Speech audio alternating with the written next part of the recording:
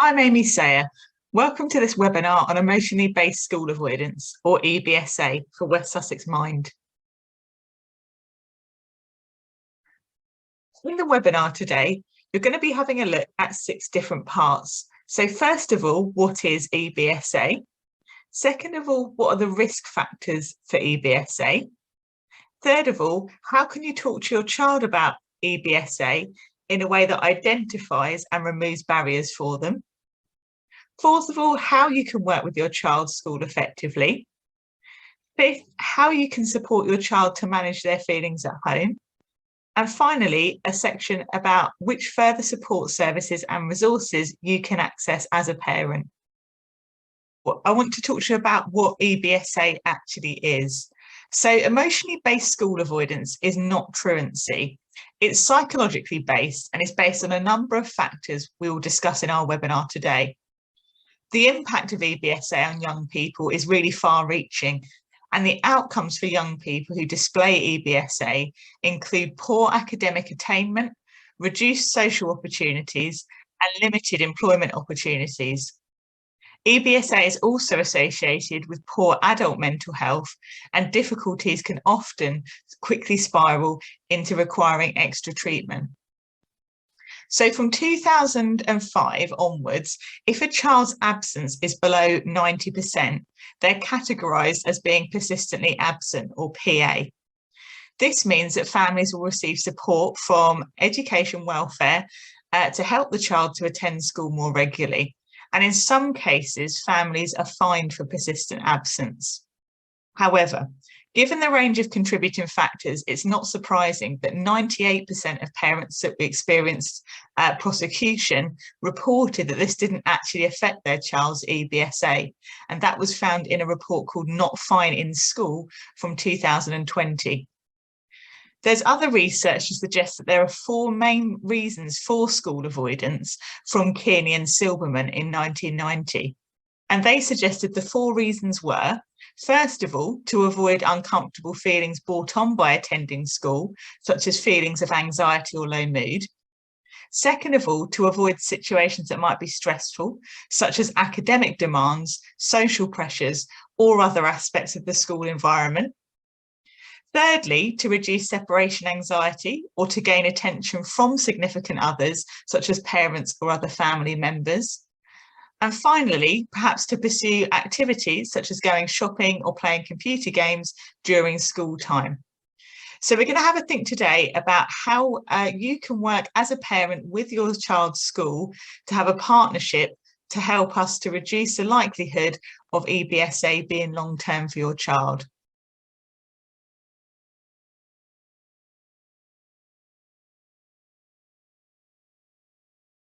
West Sussex County Council have funded a lot of research about EBSA and come up with some excellent resources that we'll be using in today's session, but also that I'll be able to signpost you to afterwards. And I think this diagram is really useful to help us to understand how EBSA can kind of develop quite a circular feeling within a child. So initially, it might start that the child is having quite anxious feelings about school due to a particular event in school. So, for example, falling behind in schoolwork, which then leads to negative thoughts about school generally and their ability to be able to cope with it. That can then lead to a loss of friends and increased isolation for the child. And actually then avoiding the situation creates that anxiety that it's going to feel worse the next time they go in or the next time they're with that particular class or teacher. Then the immediate anxiety can start to reduce if the child is in that situation consistently. They then have obviously the background of when they're at home, they feel really relaxed and there's pleasurable activities that they have available to them. So then that can then increase their school avoidance. They might start to feel, poorly or feel anxious and not be able to go into school, which then leads to a decrease in motivation, which then continues the cycle. So the longer the problems remain unaddressed, the more difficult it becomes to change the school avoiding behaviour.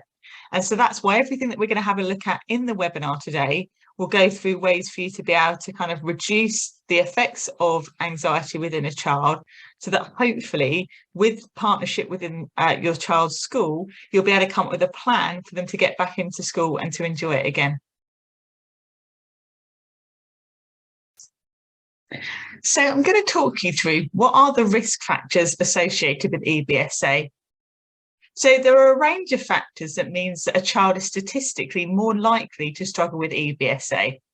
And West Sussex County Council have produced a profile of risk form which schools can use with pupils who have started to show early signs of EBSA and their attendance has started to be affected. However, these criteria could also be used by parents to be aware so that they can put appropriate support in place for their child at home in the first instance. If further support is needed from school, then making them aware of the potential risk factors which affect your child will enable you to work with them to ensure that the right support is available to your child and works alongside you in a partnership together.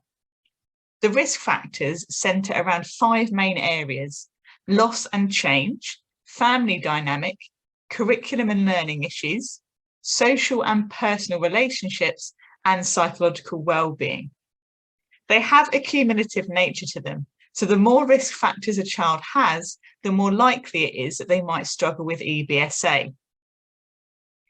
So in terms of loss and change, there could be lots of things that happen within a child's life that could start to affect whether they are likely to be struggling with EBSA in the future. So the sorts of loss and change that a child might experience that could affect their feelings of anxiety are things like the death of a parent, a relative or a friend, death of a pet, a sudden traumatic event, sudden separation from a parent, moving house or a school or a particular area, losing a classmate, or having a parent, a relative or a friend being ill. The second risk factor that I'm going to talk about is the family dynamic. So that could be the birth of a new child, parents separating, parents arguing or fighting, practical problems bringing the child to school in terms of transport, problems with parental control, as in having a behaviour framework at home that is quite tricky, and being jealous of a sibling at home. So the risk factors that are around the curriculum and learning issues are things like low levels of literacy, feeling quite anxious about PE or playing games, general learning difficulties, subject-specific difficulties, and obviously I guess that would be more exaggerated at secondary school where they have different rooms and different teachers for each of the subjects. They could have exam or test anxiety, difficulties with a particular teacher or adult in the school, and problems generally keeping up in lessons. So the social and personal risk factors that a child might have are being bullied, seeming to have few friends and therefore having quite a lot of friendship issues, English as a second language, disliking play and break times, and having few leisure activities that they enjoy. Their psychological well-being is also a factor. So they might often seem to be quite tired and have low self-esteem. They might appear to be quite depressed or anxious in their actions. They might keep their feelings to themselves, and they might generally have quite a pessimistic nature about things. So those are the risk factors, and I think they're really useful to be aware of as a parent when talking to your child's school when you need further support. However, there are also a range of protective factors alongside these that are things that can be put into place to support your child and hopefully eliminate the potential that they will struggle with EBSA in the future. So the sorts of protective factors that could help a child are developing feelings of safety, security, and a sense of belonging in their school. So it might be that they're feeling part of a team that they've joined, a club, a group, that they feel safe because they've got a safe adult that they're able to go to if they're struggling. It's also important they've got positive experiences where they can succeed. So, you know, at home or at school, Are there opportunities for them to do well at something and to receive praise for it? It's also important that they've got positive relationships with peers or staff at school. So again, it's about thinking about opportunities and ways that schools and parents can manufacture those situations so that the child has those relationships. If they're feeling heard and understood at school, that can help minimise the risk of EBSA. And developing ambitions and aspirations for the future are really, really important because it can give that child a sense of kind of a goal or an idea about where they want to go in the future. It's really important that you're able to access support from your child's school if you feel that their ability to school is being affected by their anxiety levels.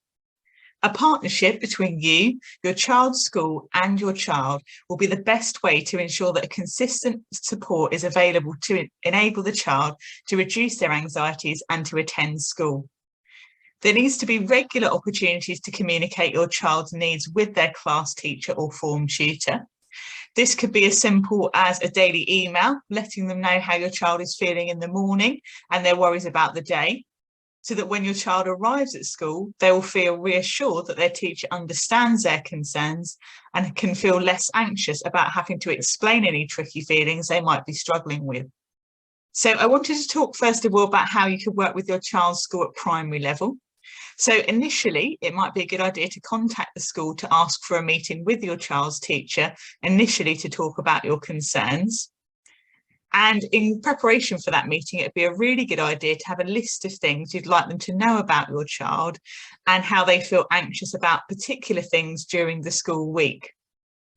It would be really good if you could then ask them to develop a support plan for you and your child together so that they all feel part of the same process. And then finally, it's important to consider if any other staff, such as the teaching assistant for the class or the special needs coordinator, will need to be involved with your child's support. At secondary school, things will look slightly different, but again, the initial step will be to contact the school to ask for a meeting with your child's teacher initially to talk about your concerns. So that could be their form tutor, it could be their head of year or their head of house or another pastoral leader who will be kind of the day-to-day contact for your child. Again, it would be really useful to have a list of things that you want to be able to talk about with your child's tutor or head of year to explain what it is specifically about school that is making them anxious on a day-to-day basis. Again, it's about this idea of creating a support plan together so that everyone feels part of the process rather than it being something that's kind of being done to a child or that, you know, the parents are demanding of the school. It really is a partnership. And again, you want to think about if other staff will need to be involved. So is the teaching assistant for particular classes needing to be someone that's involved in the process? Or the special needs coordinator who will oversee kind of the mental health needs of all children within the school. But also it might be that their class teachers are then sent some information in the future. So, you know, each teacher at secondary level will then be able to understand that child's particular needs and it will be shared on a centrally stored database that they can access as soon as they know kind of which children they're teaching throughout the year.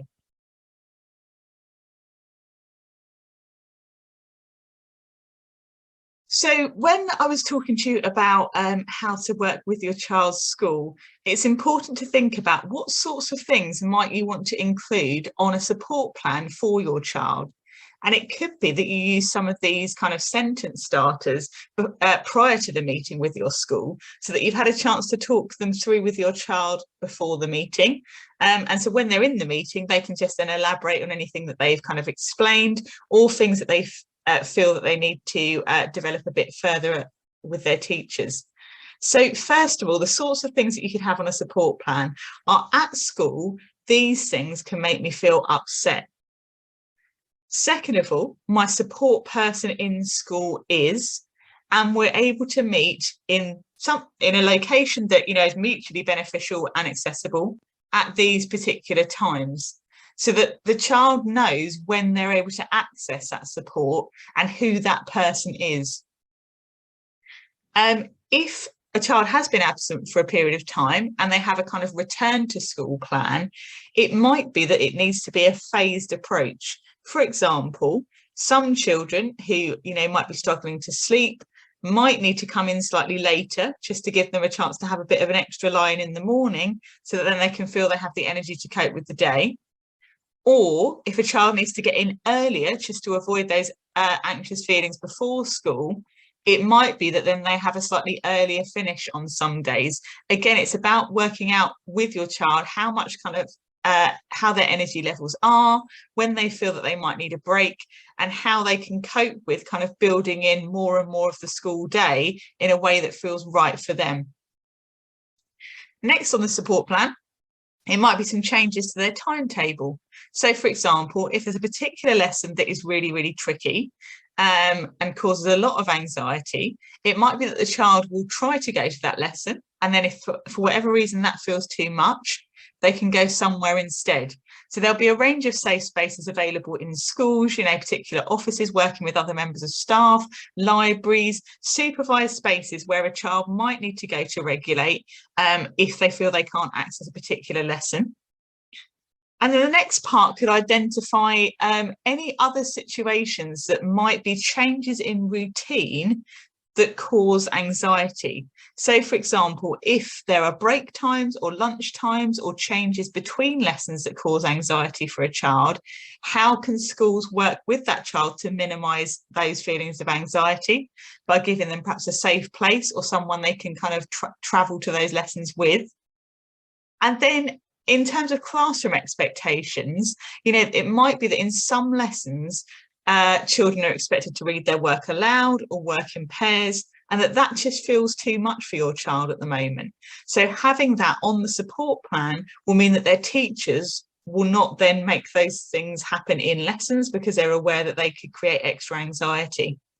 And then finally, things like homework. Again, if a child is really struggling with anxiety to get into school and that takes a lot of energy to manage that day, then getting home, they might just feel absolutely exhausted, and homework might be the tipping point for them. So again, it's about having that discussion of, you'll try to do your homework for these subjects, but actually if it feels too much, we can make sure that you're not going to be punished if it's not really something you can manage, but we'll come up with a different way together. So other things that you could put on a support plan. These are about things that kind of the child might notice about themselves. So when I start to get upset, I notice these things about myself. So, children will be really perceptive and insightful in terms of their own behaviour and how things feel in their own body. And I think giving them a chance to explain that and put that on a support plan is really powerful because it will help them to feel less ashamed of what's going on. So it might say something like, if I start to get upset, I might notice that my face goes red, or I find it quite tricky to breathe, or I need to step outside the classroom for a moment. And those are kind of things in the body that a child might notice, but actually an adult that's in charge of 30 plus children sometimes might not always notice those small things. So if it's on the support plan, again, the teachers will be aware of looking out for those things in your particular child. Things I can do to make myself feel better when I'm at school. So these are kind of coping strategies that will support your child. So it could be things like playing with a fidget toy, doodling on some paper, spending a couple of minutes outside the classroom just to have some breathing space and some quiet time. Things that other people can do to help me feel better when I'm at school. So people's, the children's friends and their staff members. Again, it could just be checking in with me at the start of the day to see how I'm feeling, reminding me about what lesson I've got during the day so I'm not feeling anxious about where I've got to go to. Things that other people can do to support your child. And again, having that on the support plan is really clear and accessible for everyone. Things that my family can do to support me to attend school. So, this is a really useful talking point before the meeting, I guess, with the school, to think about what can you do as a family to help your child to attend school? Because often the child might have some really kind of useful and sensible ideas, but they might not have been asked that question before necessarily. And framing it as part of their support plan, again, can be really powerful in terms of them feeling quite heard. So places in the school where I can go, where I feel safe and supported.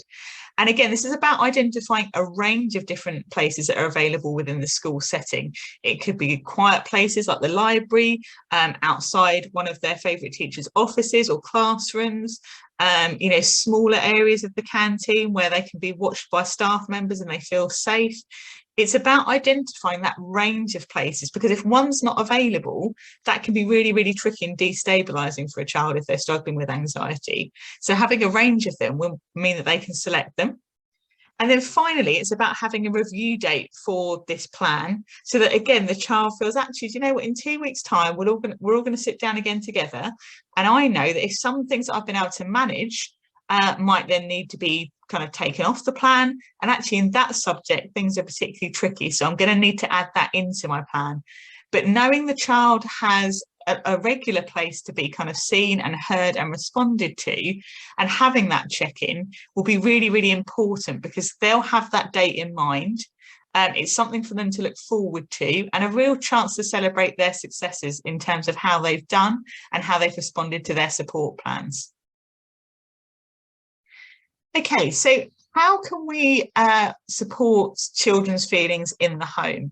Because obviously alongside the support that's being offered in school, there'll be things that you can do at home with your child to support kind of how they're feeling, and enable them to explore those feelings. So active listening is a really useful technique to support your child. And so, when a child is feeling upset or anxious, it might be that they find it quite hard to talk about how they're feeling.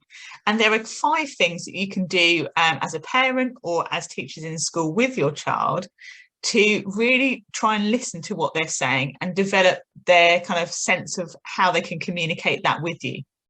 So first of all, it's about using open questions, such as how, what, where, who, and why. Because if you're asking a question that's quite a closed question that has a yes or no answer, that kind of naturally almost puts a mini pause or a break in the conversation. And it might feel then too tricky to carry on with it. So, asking a child, how do you feel about your English lessons? And who is there in school that you can go to for support when you're struggling? Those kind of broader questions are really quite useful. The second part is about summarising what they've said, so that they feel that you've really understood what they've told you, and that you'll be able to act on that to put the right support into place.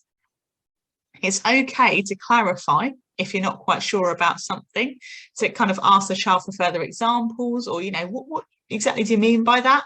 And it's okay for us to not always know the answers to these things. It's about giving words of encouragement and really recognising that actually it can be really tricky for children to talk about their feelings, and to say thank you to them for actually being able to share them with you. And that can be a really useful way of listening to your child to really understand what support they might need within the home. So how can they manage their feelings when they're at home? And there are kind of practical things that they can do to manage their well-being each week. So these are kind of things that go alongside all of the hard work that they're doing to try and get into school and cope while they are at school. Because if they're putting their well-being kind of at the centre of their world, and they've got that as a regular thing to look forward to, it can help to build their resilience to trickier situations that happen in school. So some practical things that you can do with your child to manage their well-being are, first of all, connecting with friends and family in places that they feel comfortable.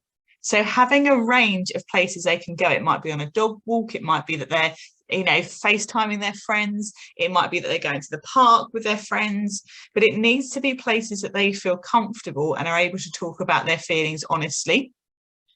Second of all, being really physically active is a useful way to manage mental health, because of all the kind of good hormones that are released during exercise. And I guess, that could be things that you're doing, in terms of stuff in the house. It could be, yoga videos on YouTube. It could be that they want to go for a bike ride or take the dog for a walk, but it's got to be what works for them as a child, because obviously lots of children might feel too anxious to join football teams and be part of a big group, but they might enjoy exercise that is kind of more individual. Learning a new skill or hobby is also really good for their well-being because it helps obviously boost their self-esteem. It gives them something to be interested in, and it might be a good way for them to make friends with other children in the future by sharing that kind of skill or hobby with them. Being creative in a way that works and suits them is really important, because I think for some children, the idea of being creative can feel quite kind of scary and intimidating because it might not be something they're used to. And so being creative might not be, you know, painting a picture or making something out of Play-Doh. It might actually be colouring in something that's already been drawn out. It could be, you know, sewing or cross stitch. It could be something that's creative but kind of has a framework around it as well. And then finally, it's about finding ways to express their feelings safely. So how can they write down how they're feeling, draw how they're feeling, do something to get that anxious energy kind of out of their system in terms of, you know, physically active things. But it's about working out a way that works for your child. So I just wanted to finish the webinar by talking about which support services you can access for help with your child if you're worried about EBSA. So first of all, there is a help point which is available from West Sussex Mind, which is a phone line which is 0300 303 5652, which is available from Monday to Friday between 10 AM and 4 PM. Or you can email helppoint@westsussexmind.org. There's also a really useful website for children's mental health, which is called couth.com. And couth.com is a website that has 4 kind of main areas that a child can use to manage their mental health. So there are lots of articles, first of all, with people that have struggled with EBSA in the past and other kind of mental health concerns. But there are also articles from experts from the Couth team. There are also some discussion boards where people start to have conversations with other people from the Couth community, and there'll be lots of different topics to choose from. There is also a Couth team, which are qualified counsellors, and they're a team that are available via message or via live chat. So it's free and it's confidential and can be a way to talk through things that children are feeling worried about. There's also a daily journal. So every day they can access the website and track how they're feeling and reflect on how they're doing. And that might be particularly helpful if they have targets based on their support plan. So for example, one of their targets might be going to tutor time on time in the morning to sit with my friend. You know, that is a massive achievement for a child who's struggling with EBSA, and actually being able to kind of tick that off on their sheet on the daily journal can be a really powerful way of, you know, first of all, giving them a bit of a pat on the back to say well done, but also how they can track how they felt about doing that, because obviously a large component of EBSA are kind of those inner feelings of anxiety and worry. And actually, if you've got a way to track how that's felt, it then might enable the child to kind of notice different patterns about on particular days, you know, if they've got 3 lessons out of the 5 where they'd feel anxious because the teachers actually might make them kind of read out loud to the class, that's going to feel like a tricky day. Whereas actually, if they've got that in their support plan that you've gone through with the school, they know that that's something that isn't going to happen because their teachers know about it.